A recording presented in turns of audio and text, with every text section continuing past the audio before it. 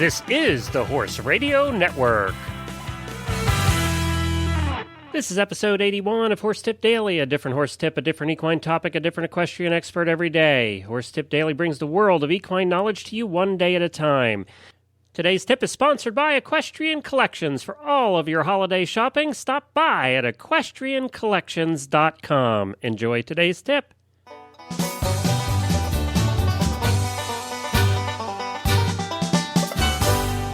I am Glenn the Geek from Lexington, Kentucky, and you're listening to Horse Tip Daily. Today we have with us international dressage rider Debbie McDonald. She's co-host of the Dressage Radio Show here on the Horse Radio Network. Debbie is an international dressage competitor, trainer, and teacher with Olympic and World Equestrian Games medals. Well respected throughout the world for her talents, Debbie is a sought-after clinician. This tip is taken from episode 23 of the Dressage Radio Show. If you'd like to hear the whole show, please take a listen in at dressageradio.com. We'll be right back with Debbie and Chris Stafford, the co-host of the Dressage Radio Show, right after this holiday message from Equestrian Collections. We've been speaking a whole lot in recent weeks about looking to Equestrian Collections for all of your fall and winter needs. They have all the top brands in winter wear for you and your horse. Well, in addition to winter, believe it or not, it is now November and time to start thinking about holiday gift giving. There's no better place to find those equestrian gift ideas than at Equestrian Collections. They have thousands of choices for all of your gift-giving needs at some fantastic prices. Whether it is for that guy, girl, or equine in your life, you will find it all at equestriancollections.com. And right now, you can get $10 off your next order of $120 or more just by using the coupon code STABLESCOOP at checkout.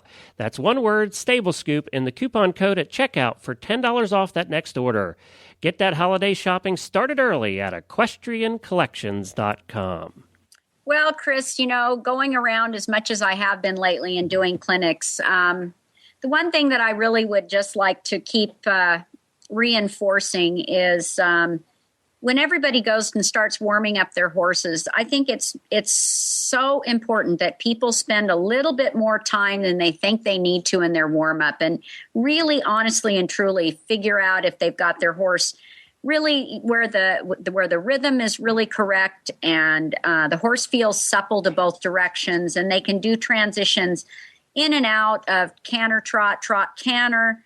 And then, that might take them 15, 20 minutes. I mean, it's possible to take that time in your warm-up, but I guarantee it's better to do that and have 10 or 15 minutes of really great work from your horse. This is more about the quality of work than the quantity. And I just can't keep, like I said, enforcing that enough. I think people love the quantity part instead of the quality sometimes. And that's something I think we need to really take a look at. And I think also that leads me to the horse show syndrome that we seem to have here, and that people think that they've got to be competing all the time. That's absolutely correct.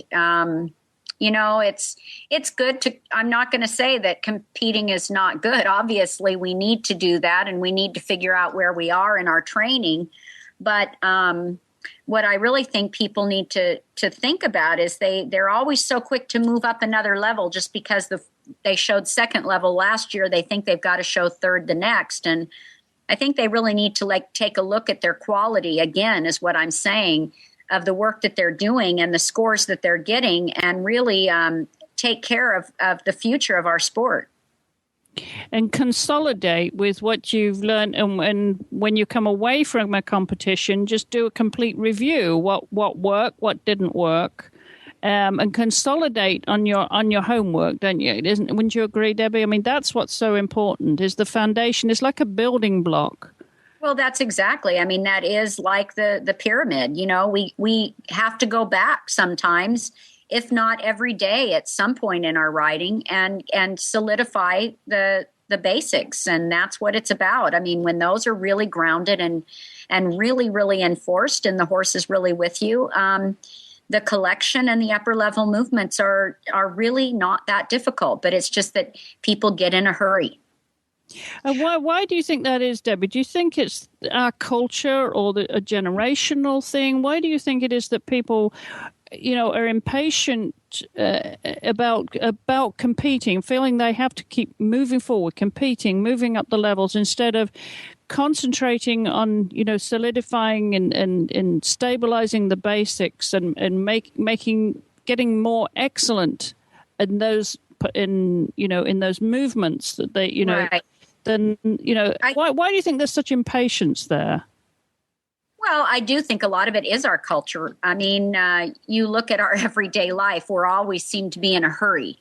And I think it's very important that when people take that hour to ride their horse or whatever, that they forget about what's happened and they bring themselves to a place mentally where they're working with their horse and take it more as like a, pianist would when they're playing a piece of music or something and they hit a note that's wrong. I mean, they don't just keep going on and on and on when they're hitting bad notes. They have to go back and perfect it, especially if they're going to be performing in front of somebody. So it's really no different. It's just that, again, I think our culture creates that kind of attitude in people.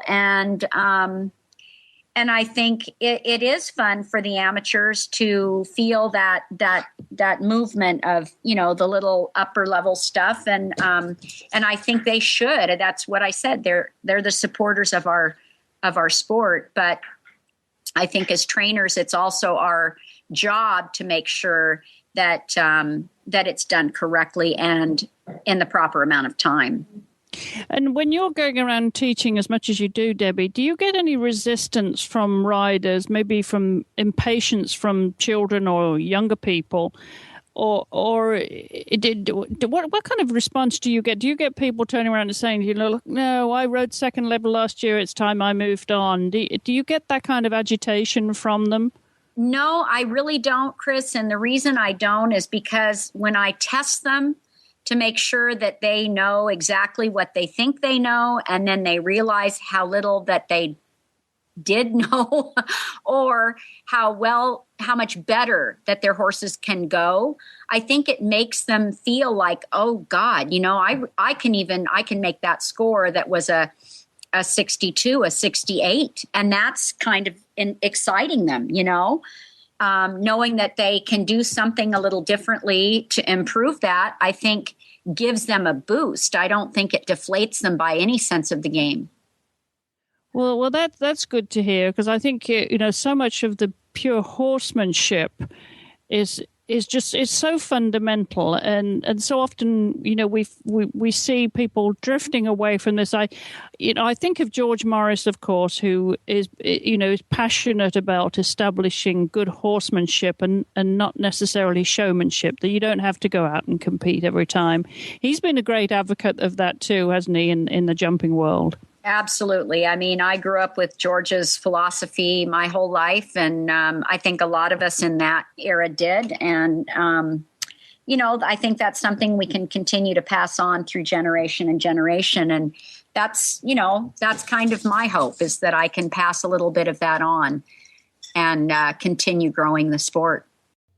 What a great conversation between Debbie and Chris. And you can hear the whole episode with Debbie and Chris at dressageradio.com.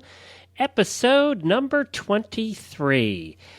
Don't forget you can stop by the website at horsetipdaily.com and search all the tips by category or by expert. You can listen to all the experts' tips in a row if you like. It's just easy to do. We try and make it easy over there on the website at horsetipdaily.com, and we thank all of our affiliate websites for carrying the show as well. I'll be back again tomorrow with another new expert and a different horse tip. Until then, stay safe, everyone.